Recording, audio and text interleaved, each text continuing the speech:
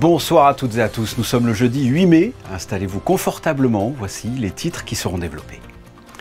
L'Institut du droit économique de la mer célèbre ses 40 ans. À cette occasion, un colloque réunit chercheurs, juristes et décideurs autour de la promotion du droit et de la gouvernance des océans. Une charte pour casser les idées reçues sur le handicap vient d'être présentée au CHPG ce jeudi après-midi. Le 8 mai, date de la célébration de la fin de la Seconde Guerre mondiale, mais c'est aussi la journée mondiale de la Croix-Rouge. Nous reviendrons ensemble sur les actions menées par la Croix-Rouge monégasque avec sa trésorière générale. Retour sur la séance plénière de clôture de la 18e édition du Conseil économique, social et environnemental des jeunes. Supercar, voitures de collection, montres rares et innovation, tour d'horizon du salon Topmar qui a ouvert ses portes et qui célèbre cette année sa 20e édition. Apprendre à piloter un hélicoptère par le biais d'un simulateur, c'est ce que sont en train de faire des lycéens de FANB. Et enfin, nous avons suivi les répétitions de la pièce Abyss, Justice, Sacrifice, jouée par des personnes en situation de handicap avec la compagnie Florestan. Habemus Papam.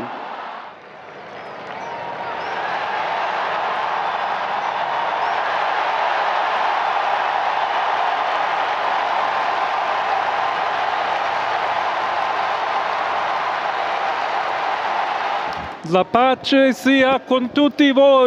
Le nouveau pape est donc le cardinal Robert Francis Prévost, un cardinal américain que l'on appellera désormais le pape Léon XIV. Tout de suite, on reçoit le père Olivier Mathieu. Que peut-on dire, mon père, de ce choix? C'est honnêtement une surprise, en tout cas pour moi.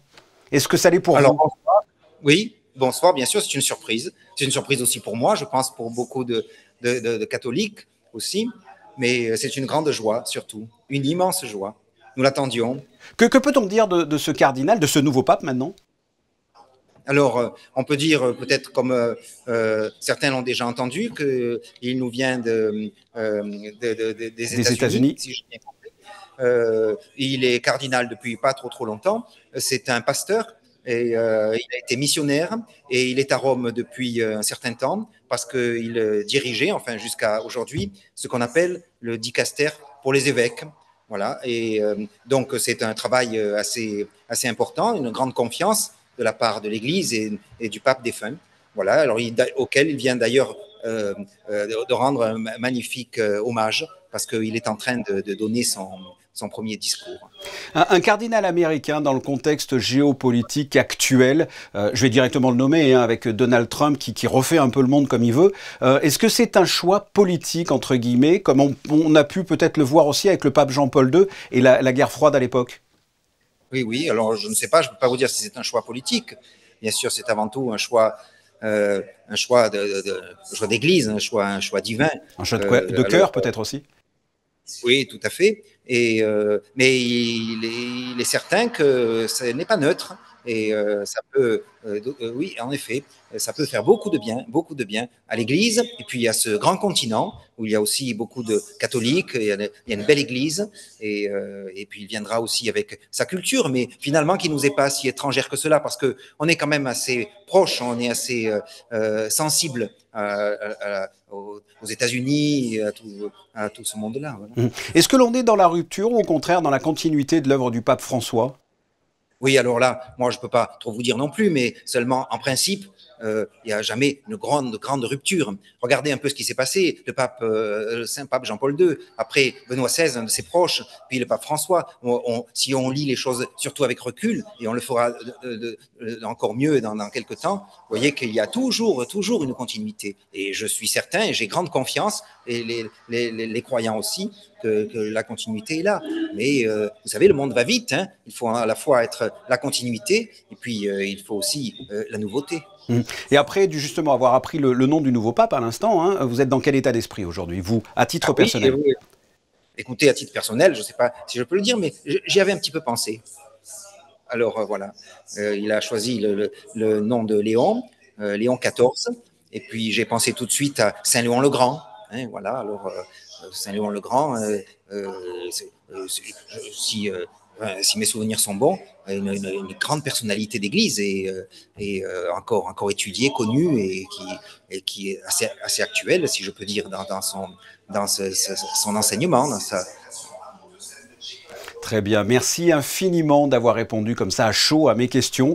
Le 267e pape est donc le pape Léon XIV, le cardinal américain de 69 ans, Robert Francis Prévost. Nous reviendrons largement dans l'édition de demain sur cet événement. Il a été choisi par ses pairs un 8 mai, jour de commémoration. Vous le voyez, la Maison de France a célébré la victoire des Alliés sur l'Allemagne nazie à l'occasion du 80e anniversaire de la fin de la Seconde Guerre mondiale, au lendemain de la capitulation sans condition du Troisième Reich. À Monaco, la Maison de France a célébré cette commémoration, donc marquée notamment par des dépôts de gerbes et une minute de silence. Direction le Méridien Beach Plaza, où l'Institut du droit économique de la mer célèbre ses 40 ans, un anniversaire symbolique pour cette institution fondée par le prince Régnier III, qui œuvre à la promotion du droit et de la gouvernance des océans. Placé sous le haut patronage du prince Albert II, le colloque 2025 réunit chercheurs, juristes et décideurs autour d'un thème plus que jamais d'actualité. Plus de détails dans ce reportage de Christinda Petit-Homel et Arnaud Imbert. Créé en 1985 grâce à la vision du prince Régnier III, l'Institut du droit économique de la mer incarne l'engagement historique de la principauté pour les océans. Aujourd'hui, son héritage se poursuit sous l'impulsion du prince Albert II, une édition qui marque le 40e anniversaire de l'Inde-mer et qui a pour thème les problématiques contemporaines des usages de la mer. Les problématiques actuelles maritimes, ce sont surtout la contestation des instruments de protection de la mer. Le droit international de la mer est contesté et on le voit à travers les pratiques de certains États. Donc ce qui met à mal bien sûr tout le système de protection de la mer. Les solutions, elles existent parce que le droit international, en particulier la Convention des Nations Unies sur le droit de la mer, a prévu des règles rigoureuses pour protéger l'environnement marin. Donc le but maintenant, c'est de pouvoir diffuser ce droit, l'expliquer, le faire comprendre pour permettre aux États de l'appliquer de manière optimum. C'est le rôle de l'Inde-mer depuis sa création. L'enjeu, vous l'aurez compris, adapter les cadres juridiques aux défis environnementaux et économiques maritimes du XXIe siècle, car ces 4 dernières décennies ont été marquées par l'évolution des usages maritimes. L'évolution, c'est quoi? C'est que les États, notamment les États maritimes, les États côtiers, ont pris connaissance du cadeau que leur apportait la Convention, c'est-à-dire les zones économiques exclusives, l'extension de leur plateau continental quand c'était possible. Donc ça, c'est une première évolution et les États ont exprimé une sorte de nationalisme maritime à travers la mise en œuvre de la Convention de ce point de vue-là. Il a fallu attendre 2023, donc il y a 2 ans, et on les a célébrés ici, d'ailleurs, au précédent colloque, pour voir un accord intervenir à l'échelle des Nations Unies, effectivement, qui annonçait la protection de la biodiversité dans le milieu marin à l'échelle globale. Ça, c'est une des évolutions les plus notables. Jusqu'à présent, on pouvait compter sur une sorte de bienveillance ou de neutralité bienveillante de la part des États-Unis. Ce n'est peut-être plus le cas pour les années qui viennent. Et il va falloir faire face à ce défi. Donc il y a un certain nombre d'évolutions positives. Il y a quand même en perspective un certain nombre de difficultés qui pourraient être la marque de la nouvelle décennie qui va commencer. À l'approche du Blue Economy and Finance Forum qui se tiendra à Monaco les 7 et 8 juin prochains et de la 3e conférence de l'ONU sur l'océan qui se déroulera à Nice quelques jours plus tard, ce colloque sonne comme un appel solennel, celui de faire des océans un espace de savoir, de paix et de prospérité partagée. Le CHPG vient de lancer un signal fort en termes d'inclusion par le biais d'une charte qui a été présentée ce jeudi après-midi en présence de nombreuses personnalités. Une charte qui brise les idées reçues sur le handicap. Reportage de Léa Dutrouille, Arnaud Imbert et Alexandre Gougassian. Au-delà du constat, une volonté, faire bouger les lignes. Dès décembre 2023, une stratégie a été amorcée pour favoriser l'inclusion sous toutes ses formes, renforcer l'accessibilité et surtout changer le regard sur la situation d'handicap. Il y a 2 ans, nous avions lancé une stratégie qui s'appelle Handipact, qui commence à porter ses fruits, qui s'est illustrée en ville avec la mise en place d'un certain nombre de commerces de rampes amovibles, de boucles magnétiques pour les malentendants, et il était pour moi tout à fait important, et c'est ce qu'a fait le CHPG, qu'il s'approprie cette politique pour développer en interne tous les outils permettant d'améliorer l'inclusion, d'améliorer l'accessibilité d'améliorer l'accès aux soins des personnes, quelle que soit la forme de handicap. Aujourd'hui, des fiches réflexes co-réalisées avec les associations partenaires ont été remises aux soignants. Pour chaque patient, un accompagnement personnalisé est désormais possible. Prise de rendez-vous en ligne, formulaire dédié, référent identifié, une réponse adaptée, pensée en amont. C'est une vraie démarche volontaire qui est poussée plutôt par une envie de société, des modifications de société et puis une conviction qui est très profondément ancrée d'un respect des droits de chacun et d'un respect à la dignité en fait dans les prises en charge. Une cause nationale dans laquelle chacun peut se reconnaître. Une photo est prise, une charte signée et peut-être au-delà du symbole, une étape vers un hôpital vraiment inclusif. Le 8 mai est évidemment synonyme de commémoration pour célébrer la fin de la Seconde Guerre mondiale, comme je l'ai dit précédemment, mais c'est aussi la journée mondiale de la Croix-Rouge en l'honneur de son fondateur, Henri Dunant, qui est né ce jour-là, le 8 mai 1828. Pour célébrer cette date, la Croix-Rouge monégasque a organisé ce jeudi une journée porte ouverte. Et pour parler de cet événement, nous sommes avec la trésorière générale de la Croix-Rouge monégasque, Bettina Ragazzoni-Janin. Bonsoir. Bonsoir. Je viens de le dire, le 8 mai, nous célébrons la journée mondiale de la Croix-Rouge et du Croissant Rouge. Qu'est-ce que ça représente pour vous, cette journée? C'est une journée importante, j'imagine? Oui, c'est la journée mondiale de la Croix-Rouge et du Croissant Rouge, qui est célébrée par 191 sociétés nationales qui, à travers diverses festivités, célèbrent le volontariat et mettent à l'honneur le travail des volontaires humanitaires. Et elle est pour nous aussi le moyen de se remémorer l'héritage d'Henri Dunant, qui est né le 8 mai et qui était le fondateur du mouvement international. Avec cette année, pour célébrer cet anniversaire, une thématique, c'est du côté de l'humanité. C'est à l'occasion des 60 ans des principes fondamentaux de la Croix-Rouge. C'est-à-dire, qu'est-ce que ces principes?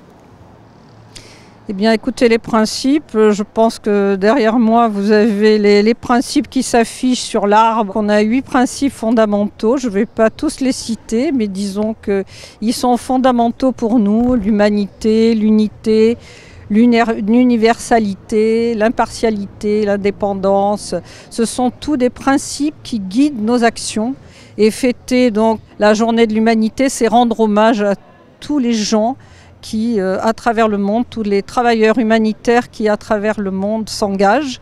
Et on pourra dire que cet engagement, il est très fort et il est parfois au prix de leur vie, puisqu'en 2024, il y a eu 43 travailleurs humanitaires qui ont perdu la vie dans leur engagement. Donc c'est un moyen de leur rendre honneur aussi. Absolument.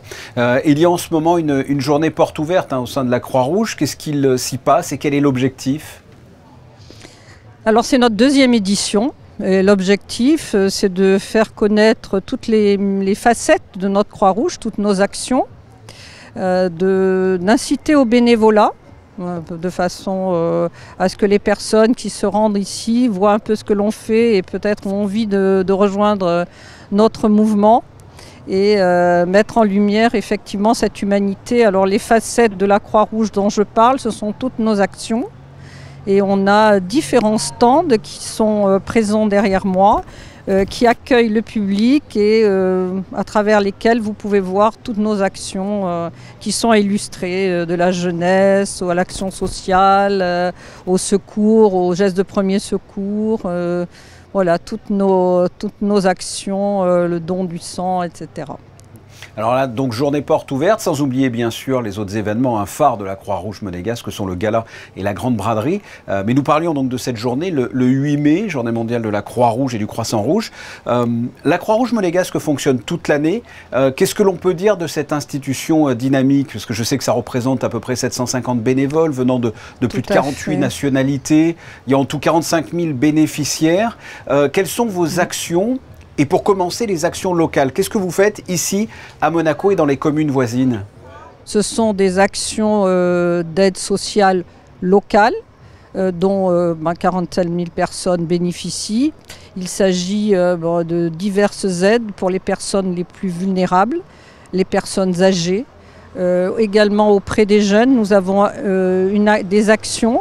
Par exemple, on a eu récemment un escape game qui avait été organisé avec d'autres associations monégasques et aussi des ateliers grâce à la police et qui nous ont permis de montrer aux scolaires quels étaient les dangers des soirées festives où ils peuvent être confrontés à des problèmes qu'ils n'ont pas anticipés. Qui peuvent être la drogue, l'alcoolisme, qui peut conduire à des problématiques pour eux très importantes et qui peuvent même mettre leur vie en danger. Les formations aux gestes de premier secours et toutes la promotion de la jeunesse, la prévention santé, également avec notamment le centre hospitalier Princesse Grace. D'autres actions, par exemple, comme il y a le comité du droit des femmes auquel nous participons pour la promotion de l'égalité, de la diversité. Donc vraiment, quand je dis multifacette, on a beaucoup de secteurs d'activité et beaucoup de gens qui sont engagés pour promouvoir ces actions, les faire connaître du public et vraiment essayer d'attirer davantage de bénévoles auprès de nous et nous faire connaître toujours davantage du grand public qui nous aide. Alors je le rappelle, nous célébrons aujourd'hui évidemment la commémoration de la victoire de la Seconde Guerre mondiale, mais c'est aussi, et c'est une coïncidence incroyable, la naissance du créateur de la Croix-Rouge, Henri Dunant. Bettina Regazzoni-Janin, merci d'avoir répondu à mes questions. Merci beaucoup. Clap de fin pour la 18e édition du Conseil économique, social et environnemental des jeunes, avec une séance plénière riche en propositions. Une édition parrainée par Yvette Lambin-Berty, marquée par des débats engagés sur des sujets de société et d'avenir. Un reportage signé Christina Petit-Tomel et Marie-Ève B. À Monaco, les jeunes ont une voix et elles portent. Un événement devenu un véritable espace d'expression pour la jeunesse, écoutée et entendue par les autorités de la principauté. Un laboratoire d'idées où les voix de demain s'expriment aujourd'hui. Dans l'hémicycle, les jeunes conseillers n'ont pas hésité hier à faire entendre leurs idées. Formation, transport, environnement, autant de sujets abordés avec sérieux et engagement. C'est très intéressant de pouvoir regarder justement ce qui se passe dans le monde à l'heure actuelle, mais aussi à Monaco, au sujet de l'eau, un sujet qu'on ne va pas forcément parler et étudier à notre âge. Notre projet avec notre groupe, concrètement, c'est de mettre une formation de PSC directement pour les élèves de seconde et au lycée, en complément de celle qu'on va avoir en 5e au collège, de manière à venir continuer et de continuer à apprendre et de se rappeler, parce qu'on va avoir un gros trou de formation entre la 5e et la seconde qui peut être, on va dire, assez long et après sur le terrain compliqué d'appliquer des gestes si on s'en souvient pas, avec comme aide un soutien numérique pour avoir un côté plus ludique et d'appréhension plus rapide. Le projet s'appelle Smart Water Day, donc c'est le nom qu'on va donner à cette journée. En fait, c'est un événement où 3 pays vont se présenter au travers de stands, que ce soit gastronomiques ou même des activités, des interactions. Et en fait, ils vont pouvoir exposer les enjeux hydriques dans leur pays. Et on a décidé de faire ça à Monaco parce qu'on sait que la principauté peut porter un message fort à l'échelle nationale mais aussi internationale. La première réunion qu'on a eue, une idée qui est venue en l'occurrence de ma part, une expérience personnelle, comme j'ai pu le dire durant la réunion, je suis sapeur-pompier volontaire et donc sur le terrain j'ai pu en voir des moments où les gens ne sont pas formés, où ont peur de réagir et ces quelques secondes ou minutes qu'on perd peuvent être des fois très vitales et arriver malheureusement à une mort certaine. C'est pour ça que les jeunes, d'après moi, doivent être formés, ça permet de maintenir un acquis. On a beaucoup de jeunes dehors, ça serait bête de ne pas les utiliser pour sauver des vies. Placée sous le parrainage d'Yvette Lambin-Berty, cette édition a donné lieu à des échanges riches et constructifs. Depuis 2007, ce sont 75 vœux qui ont été adressés aux autorités monégasques. Preuve que les propositions formulées ici ne restent pas lettres mortes.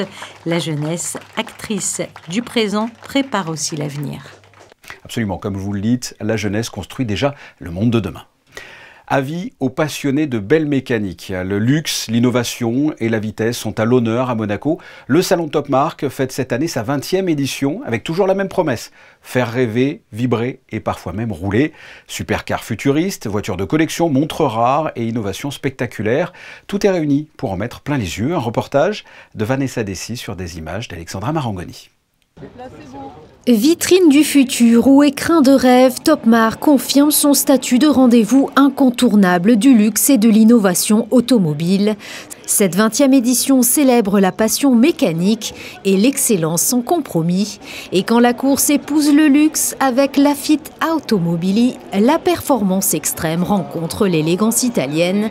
La jeune marque dévoile son hypercar au design racé. On a eu la fierté de pouvoir présenter la voiture au souverain, au prince Albert, qui a choisi lui-même une livrée un peu spéciale avec le drapeau monégasque sur la voiture. Donc comme on peut le voir, on a le logo Monaco Limited Edition, donc il y aura 2 voitures de la série des 24 qui seront en couleur de Monaco, et une partie des fonds de la vente des voitures sera reversée aux fondations des 2 princesses, Charlène et Stéphanie.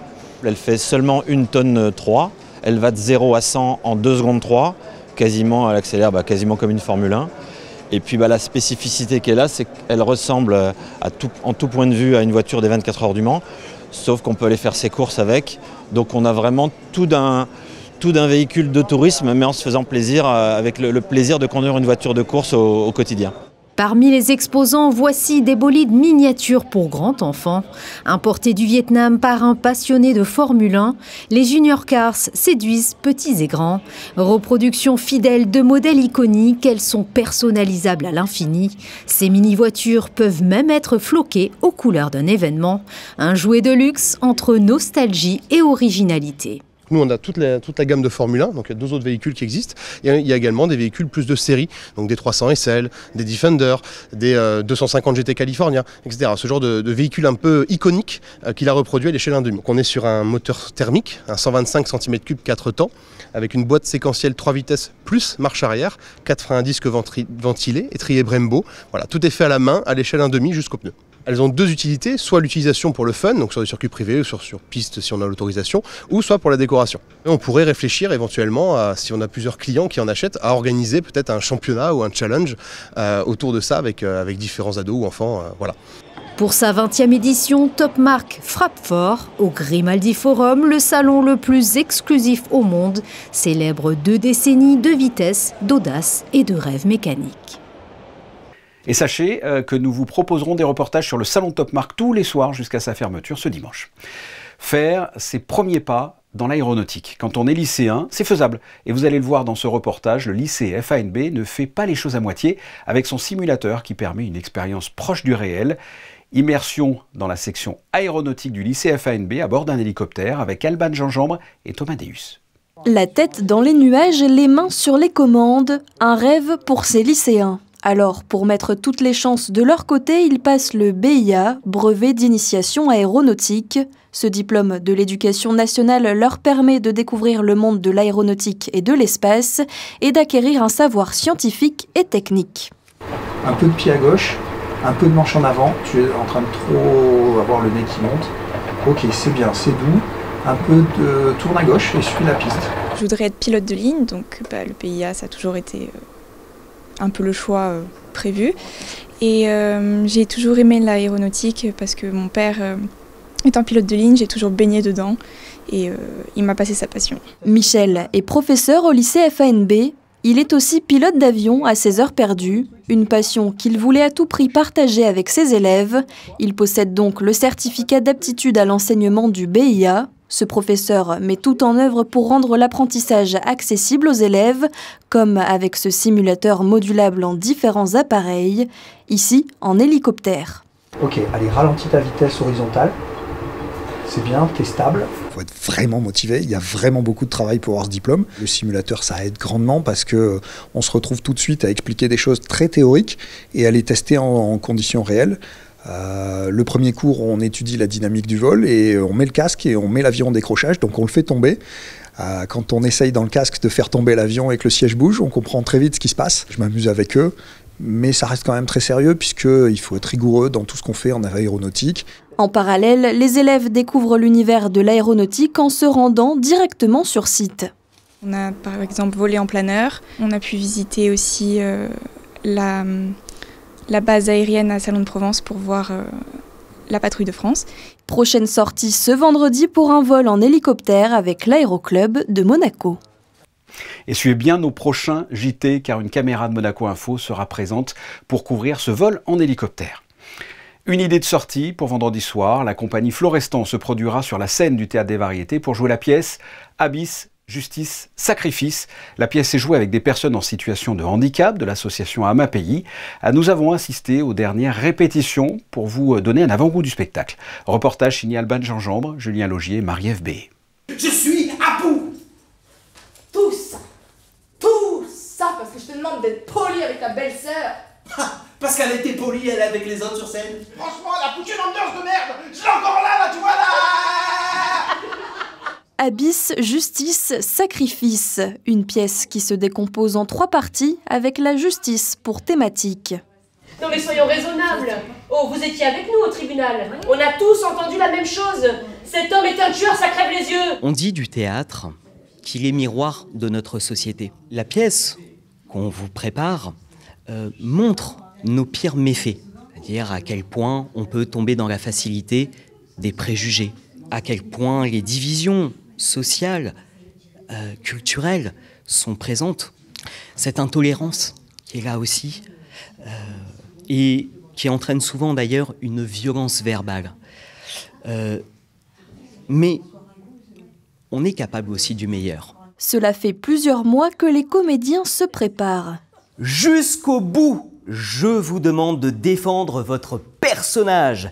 Si j'oublie mon texte, je reste dans mon personnage. Si j'improvise, je le dis avec la teneur de mon personnage. La première partie de la pièce est jouée par des personnes en situation de handicap, un projet qui met l'inclusion sur le devant de la scène. Je m'appelle Nathalie, je suis le dauphin clown. Qu'est-ce que tu aimes faire dans la vie? J'aime faire rire les gens. Comment fais-tu pour faire rire les gens? Le théâtre, ça me plaît. Ça me détend. Une ambiance de ouf, on s'entend tous bien. Je connais Clément, je connais des gens qui sont avec moi à la MAPI. Ouais. Donc les profs sont très sympas. Je suis le dauphin clown. Le dauphin, il fait rire les gens. Je me nourris aussi de ce qu'ils donnent. On fait des petites improvisations. On essaye d'aller au maximum dans ce qu'ils connaissent déjà, ce qui leur tient à cœur, parce que du coup c'est plus facile effectivement à travailler. D'une séance sur l'autre, rien n'est acquis. Donc à chaque fois, on est obligé de découvrir un autre moyen de faire advenir la chose. On est tous pareils et on a tous le plaisir à venir jouer et à venir présenter un spectacle. C'est ça qui fait vraiment la fierté aussi de la compagnie Florestan. Abyss, Justice, Sacrifice, c'est donc ce vendredi à 20h au Théâtre des Variétés. C'est noté, merci Alban. Et toujours dans les idées sorties, l'apéro des Frenchies dimanche place d'Armes, cette manifestation organisée par la mairie, propose à partir de 17h30 des tapas, de la musique live tout en jouant à la pétanque dans une ambiance détendue. Attention, il faut quand même réserver, vous pouvez aller par exemple sur le site My With Event. La veille, samedi, à 15h30, toujours au marché de la Condamine, le Mounégour Hyper Café vous attend si vous avez besoin de faire réparer vos objets et leur offrir une seconde vie avant de les jeter. Toujours concernant le marché de la Condamine, décidément, il s'y en passe des choses. Une jam session était organisée mercredi soir avec de nombreux artistes qui s'y sont produits. Une jam session étant une scène ouverte aux musiciens pro ou amateurs qui, s'ils le souhaitent, viennent jouer ou improviser des morceaux. Et si vous aimez les chiens, direction le chapiteau de Fontvieille ce week-end avec l'exposition canine internationale de Monaco. Vous pourrez y découvrir 1430 chiens, 262 races venant de 29 pays. Et parmi les nombreuses races présentes, les chiens à l'honneur seront les bergers des Pyrénées, les bergers de Beauce, les bergers de Brie et enfin les bergers de Picardie. On se quitte avec les photos de fin de journal de Stéphane Dana consacrées ce jeudi à la journée mondiale de la Croix-Rouge dont on a parlé précédemment avec notre invité. Et juste après ces photos, la météo d'Alban Gingembre. Merci à tous pour votre fidélité. Vous retrouverez demain 19h Théo Schumer à la présentation. Il reviendra, comme je vous l'ai dit, largement sur l'actualité du jour. L'élection du nouveau pape Léon XIV. Il s'agit du cardinal américain Robert Francis Prévost, élu seulement 2 jours après le début du conclave. Il est désormais le chef spirituel d'1,4 milliard de catholiques. Je vous souhaite de passer une excellente soirée sur Monaco Info. À très bientôt. Au revoir.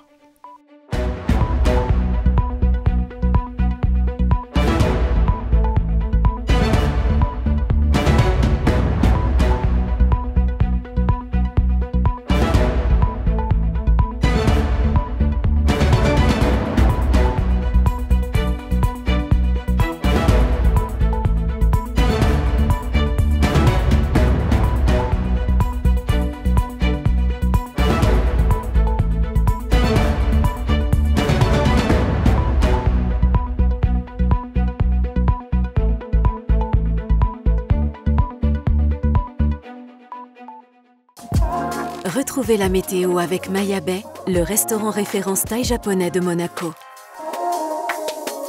Bonsoir à tous. Le ciel estival peine à s'installer sur la Côte d'Azur et en Principauté. Demain, le temps sera incertain avec des nuages toute la journée, de possibles foyers orageux l'après-midi et des averses en fin de journée. Les températures varieront entre 13 et 17 degrés. Le vendredi 9 mai, nous fêterons les Pacômes et c'est aussi un 9 mai en 1949 que le prince Régnier III accédait au pouvoir. Il succédait à son grand-père Louis II de Monaco. Il avait alors 26 ans. Surnommé le prince bâtisseur, il transforme la géographie de Monaco et son urbanisme. Son règne aura duré 55 ans. C'était la météo avec Maya Bay, le restaurant référence thaï japonais de Monaco.